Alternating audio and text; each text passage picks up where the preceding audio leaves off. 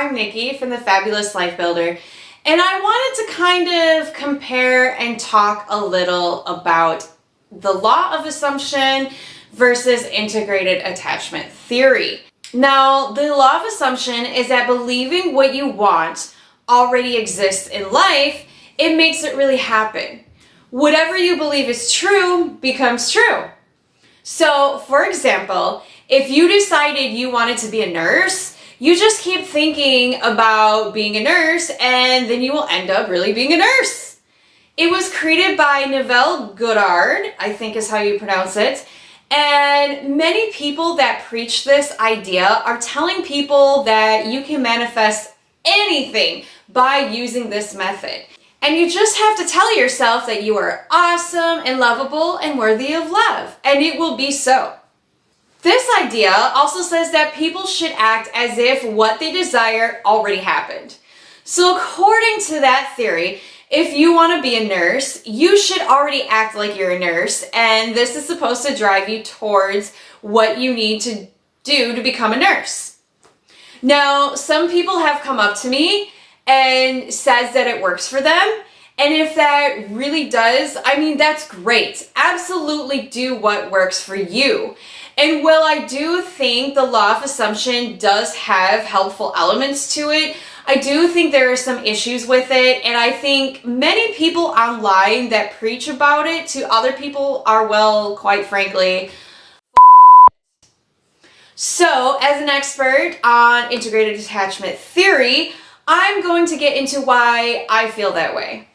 And integrated attachment theory, by the way, takes elements of attachment theory and joins it with working with your subconscious and other elements of psychology. So first of all, the idea that believing something is going to just manifest it into reality isn't totally false. There's a thing called BTEA that I learned from Thais Gibson. It stands for beliefs, thoughts, emotions, and actions.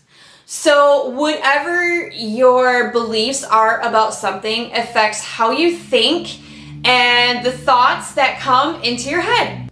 The thoughts running through your head affects your emotions, which then ends up affecting how you act. It's a nice little chain of reaction that goes on. So, if a man named Greg has beliefs that all women are just after his money, his thoughts running through his head are always going to be geared towards that subject. So whenever he thinks about women or relationships with women, his thoughts are going to slip into how they are trying to use him for his money. Oh, she's a gold digger. She is just being nice because, she wants me to buy her nice things and she's just looking for a free meal.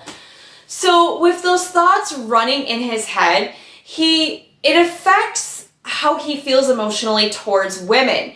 He might feel uncomfortable getting close to a female.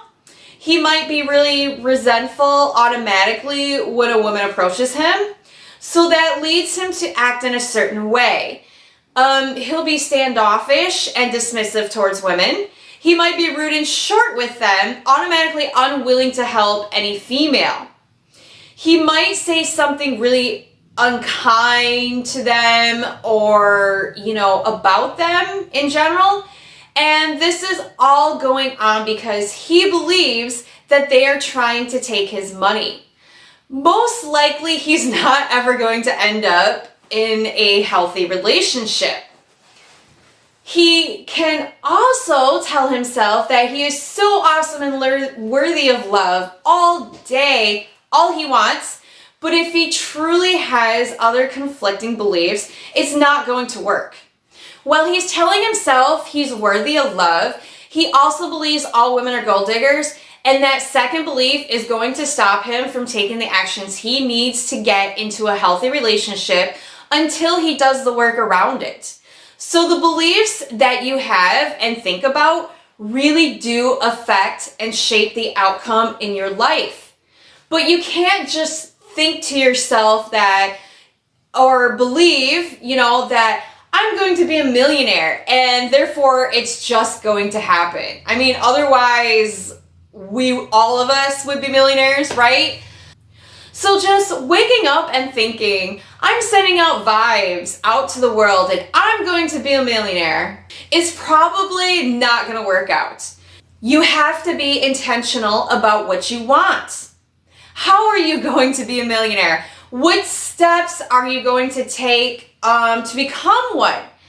Are they realistic?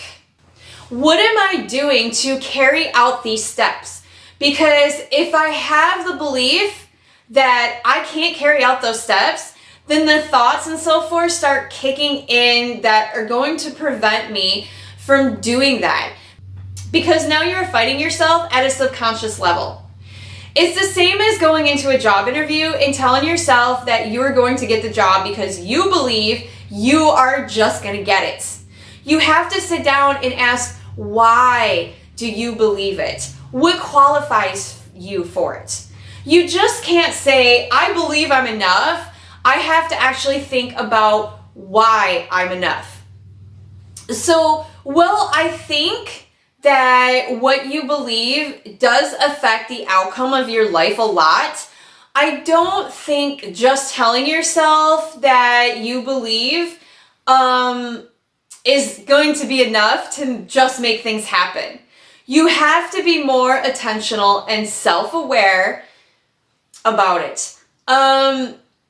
You can tell yourself you are a wonderful person all day, and that isn't going to make you automatically truly believe that. You might have to sit with yourself and ask yourself how you honestly feel about this idea, question the stories you have around that idea, and then try to come up with evidence and proof of why this idea is true.